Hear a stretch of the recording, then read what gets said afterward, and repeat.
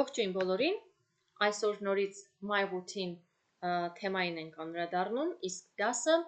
My School Schedule, իմ դպրոցի օրակարգը։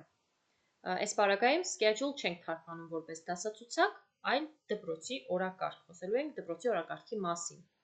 Նախ տեսնենք ինչ է գրված աջ կողմի կանաչ դաշտում։ I can talk about my school schedule using the present simple tense form. Ես կարող եմ խոսել իմ դպրոցական օրակարգի մասին օգտագործելով ներկա անորոշ ժամանակաձևը։ Այո, այսօր մի փոքր քերականություն ենք անելու։ Բայց նախ կարդանք առաջին երկու հարցը, որոնք պահանջում են անհատական պատասխաններ, որպես օրինակ մեկական պատասխան ես կտամ։ Նորից կգտնեք նկարագրության բաժնում պատասխանները։ Այսպես։ Activity 1. Discuss the questions in pairs, groups. Քննարկեք հարցերը զույգերով կամ խմբերով։ 1. What time do you usually get up to go to school every morning? Why? Առավոտյան որ ժամին է սովորաբար արթնանում դպրոց գնալու համար։ Պատասխանները կարող են տարբեր լինել, ես բերեմ մի օրինակ։ I get up at 7 in the morning to go to school. If I get up later, I can't have my breakfast. Ես արթնանում եմ առավոտյան 7-ին դպրոց գնալու համար։ Եթե ավելի ուշ արթնանամ, չեմ նախաճաշի։ Սա իմ տարբերակն է։ Անցանք հաջորդին։ 2. Are you always on time for your classes? Why? Why not? Դու միշտ ժամանակին ես հասնում դասերիդ։ Ինչու? Ինչու ոչ։ Դուք կարող եք ձեր տարբերակն առաջարկել։ Օրինակ, Yes, I am always on time for my classes. I don't like being late. Այո, ես միշտ ժամանակին եմ հասնում դասերիս, ես չեմ սիրում ուշանալ։ Սա էլ այսպես անցանք առաջ։ Հիմա երկրորդ առաջադրանքը listening է, պետք է լսեք եւ կրկնեք այստեղ ինչ որ գրված է ցանկում։ Սա միասին չենք անի, որովհետեւ պարզապես պետք է միացնեք լսեք եւ կրկնեք, լսեք եւ կրկնեք։ Սրա փոխարեն մենք կանրադառնանք այս նույն քերականությանը, մի փոքր կխոսենք դրա մասին։ Բայց listening-ի հղումը կդնեմ նկարագրության բաժնում կամ մեկնաբանությունների բաժնում, եթե չեք կարողանում գտնել, այդպես գտնեք։ Հիմա ես կբացեմ քերականության բաժինը ու կանրադառնանք դրան։ Այսպես։ Present simple։ Ներկա անորոշ ժամանակաձևն է, բավականին հեշտ կազմվող ժամանակաձև է, օգտագործում ենք, երբ ուզում ենք խոսել սովորաբար կատարվող գործողությունների մասին։ Օրինակ, ամեն առավոտ ես արթնանում եմ, հագնվում եմ, գնում եմ դպրոց, հաճախում եմ բարի դասերի օրինակ։ Առհասարակ կատարվող գործողությունների ժամանակ ենք օգտագործում։ Ի տարբերություն հայերենի, անգլերենում բավականին հեշտ է։ Օրինակ, հայերենում կասենք. Ես գնում եմ դպրոց, դու գնում ես, նա գնում է, մենք գնում ենք, դուք գնում եք, նրանք գնում են։ Այսինքն 6 տարբեր օժանդակ բայեր եք օգտագործում։ Անգլերեն դեպքում այդպես չէ։ Վերցնում ենք բայը, նույնությամբ տեղադրում ենք նախադասության մեջ։ Վերջ։ Ընդհանրապես կա մի փոքրիկ բացառություն, որ պետք է հիշենք։ Հիմա կանրադառնանք դրան։ Այստեղ ունենք 3 սյունակ, սկսենք positive, հաստատական նախադասությունից։ Հետո կանցնենք հարցականին եւ ժխտականին, դրանց կազմություններին։ Այսպես, առաջինը I go to school. Ես գնում եմ դպրոց։ Վերցրել ենք go բայը, գնալ բայը, պարզապես տեղադրել ենք ենթակայից հետո։ Վերջ։ I go to school. Հաջորդը դու գնում ես դպրոց։ You go to school. Նույն կերպ, պարզապես դրել ենք ենթակայից հետո։ Այստեղ երրորդ դեմք միայն եզակի թվի դեպքում պետք է պարզապես հիշենք, որ մեր բային ավելանում է es կամ պարզապես s, դրա մասին մի փոքր ուշ։ Սա միակ բացառությունն է, թերևս որ պետք է հիշենք։ Երրորդ դեմք եզակի թվին է վերաբերում բացառությունը։ So, he, she, it goes to school. Նա գնում է դպրոց։ Ինչպես գիտենք, he-ն տղայի համար, she-ն աղջկա համար, it-ը անշունչ առարկաների կամ կենդանիների համար։ Ենթադրենք տիրոջ հետ շուննել է գնում դպրոց։ So, he, she, it goes to school. Հոգնակի թվին անցնենք, մենք գնում ենք դպրոց։ We go to school։ Ոչ մի փոփոխություն։ Դուք գնում եք դպրոց։ You go to school։ Այստեղ ուշադրություն դարձնենք, որ անգլերենում եւ դուքը եւ դուն նույն բառն է օգտագործում, նույն դերանունն է օգտագործում։ You ոչ մի փոփոխություն չկա։ Եվ երրորդ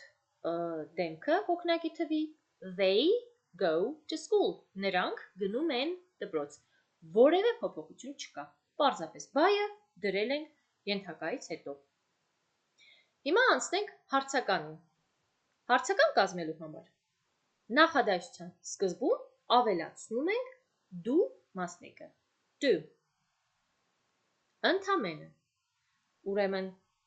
ես գնում եմ դպրոց։ Հարցը կլինի պարզապես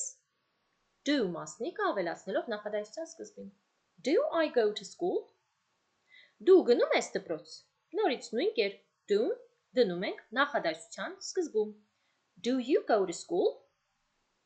Երրորդ դեմքը, ինչպես ասել էի, միակ բացառությունն է երրորդ դեմք եզակի թիվը։ Do-ի փոխարեն կօգտագործենք does։ Իսկ ինչու does? Որովհետև do իր վրա է վերցնելու is ավելացրած es-ը։ Եվ do դարձել է does։ So, does he go to school? Does she go to school? Does it go to school? Տեսնում ենք, որ go-ն էլ es չունի, որովհետև ինչպես ասացինք, այդ es-ը գնացել է, կպել է do-ին։ Ուրեմն does he go to school? Նա գնում է դպրոց։ Անցանք հոգնակիին։ Ոչ մի փոփոխություն, պարզապես ավելացնում ենք do մասնիկը։ Մենք գնում ենք դպրոց։ Do we go to school? Դուք գնում եք դպրոց։ Do you go to school? Նրանք գնում են դպրոց։ Do they go to school?